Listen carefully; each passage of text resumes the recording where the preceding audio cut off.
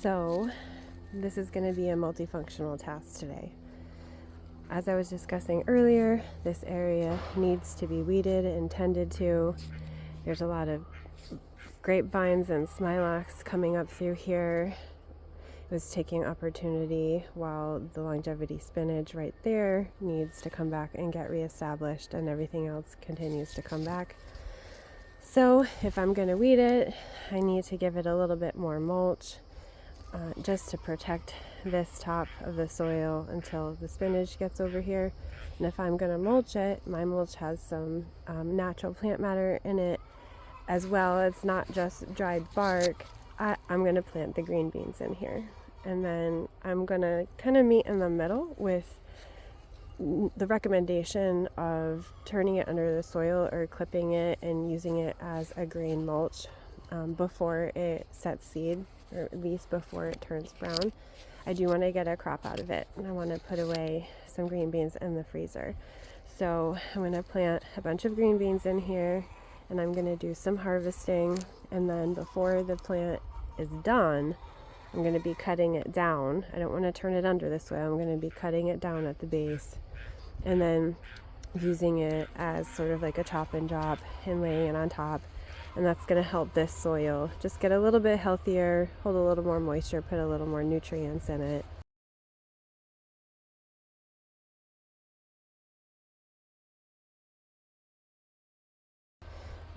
It's doing okay. I mean, it's hosting a lot of plants in here, and we've actually gotten a lot of fruit out of here. But I have the space now, I have the sun now, thanks to the freeze.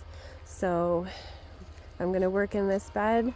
We're going to max out what I can get done with this bed, and then get another temporary food crop out of it.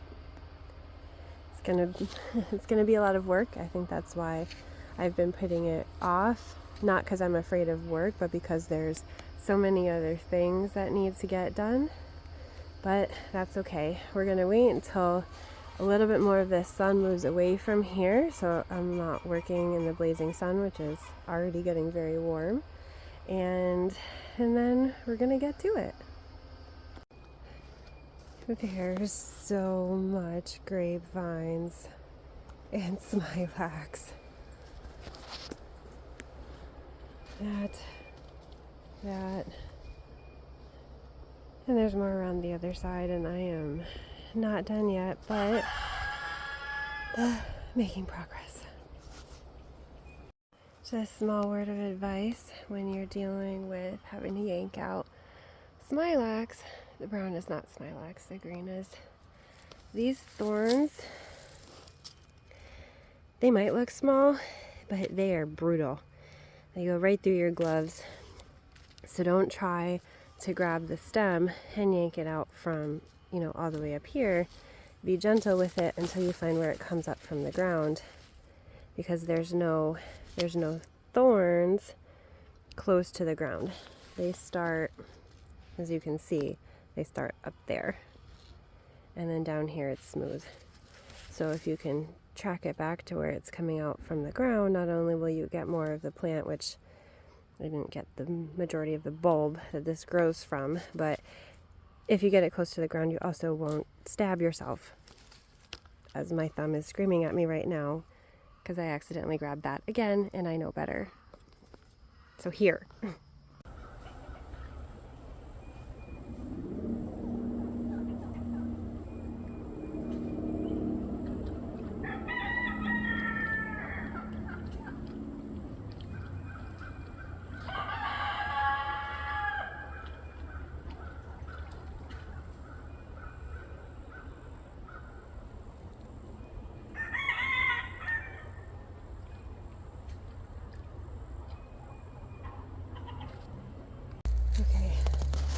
Okay, I'm almost there.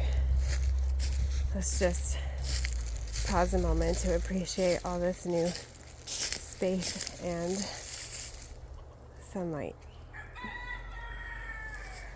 And these massive, very large, gigantic weed piles that came out of this garden.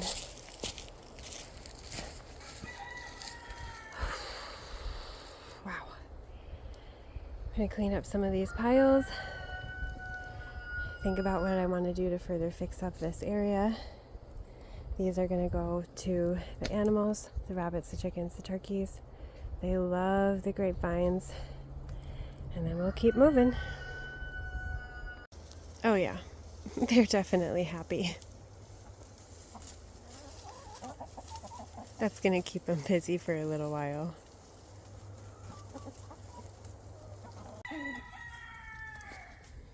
Hi. And the rabbits are happy too. They'll eat the greens and munch on the stems, which is good for their teeth.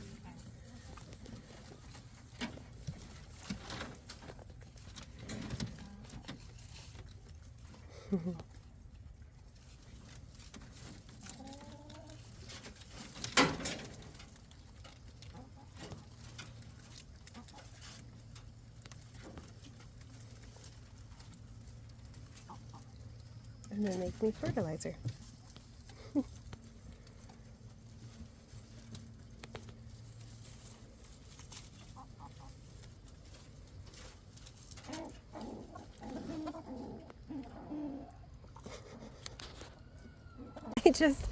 I just want to take a moment. That my husband is amazing. He just dropped this tree in between these plants so it wouldn't fall on anything. I mean, how do you do that? That's awesome.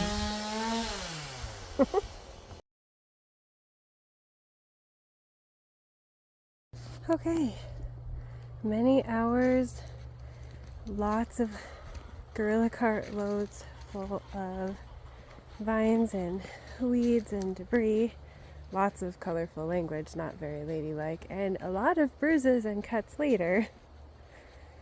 And we're just about all weeded out and cleaned up. I didn't get to plant the green beans. That's all right.